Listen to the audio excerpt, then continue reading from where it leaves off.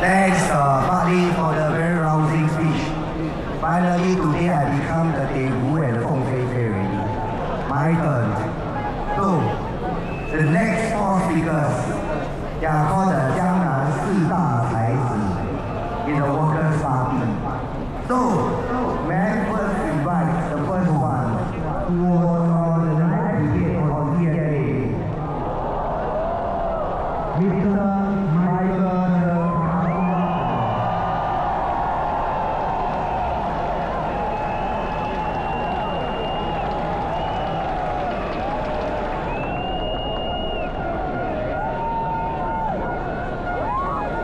Good evening, everyone. How's everyone doing tonight? First of all, thank you to everyone for coming down despite the heavy downfall today. Aren't we all glad the skies turned blue for us? Now, before we begin, I have a very quick question for everybody here. How many of you guys are ready to vote for the Workers' Party on Saturday?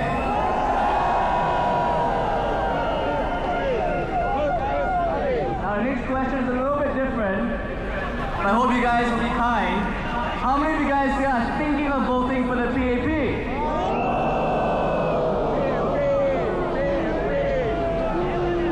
How many of you guys are still thinking of who you might vote for? Oh. Well, if you have some patience with me, I want to focus this speech for a moment on not those who are Workers' Party loyalists, but on people who are actually thinking about this vote and unsure of how to tread through on Saturday. I want to speak to them, and I hope everyone gives me a little bit of patience to do so, because ultimately, this election is about all of us. It's about all of us coming together and having the same vision for where we want Singapore going. Will you allow me to do that? So the first thing I want to talk to this group about is one of the key reasons I keep hearing for why they may want to vote for the incumbent party. And the first argument I often hear is that, hey, I'm satisfied with the way things are. You've heard that, right? So let's start there. I know Singapore has come a long way.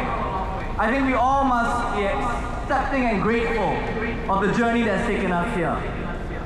But I think the question that we should ask ourselves isn't whether we're satisfied. The question we should ask ourselves is whether we can imagine more for this country. Whether we can imagine better. Is that right? And can we imagine better? Now, in my past life, I worked with some of the biggest companies in the world. Big, dominant, powerful companies. And here's what I saw. They were excellent at what they did. They were really top of their game. But once they got there, what happened? Growth slowed, innovation dried up. They really stopped imagining boldly, and they started protecting what they had. They rewarded the status quo, not challenging, not innovating, not doing new things. Does it sound a little bit familiar to you?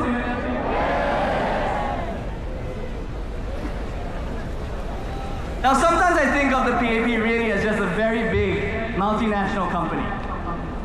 They are a big ship, they move, sometimes very clumsily, but they move.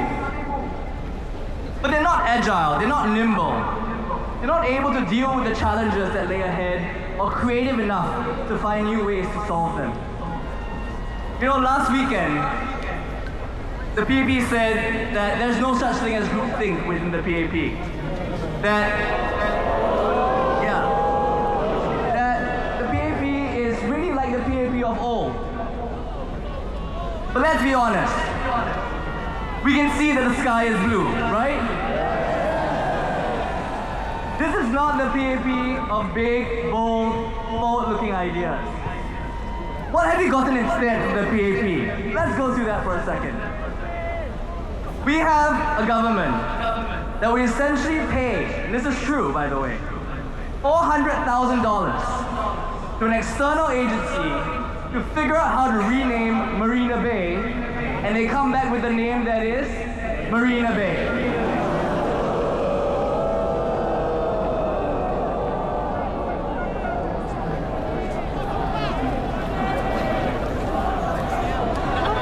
Exactly. This is the same government that because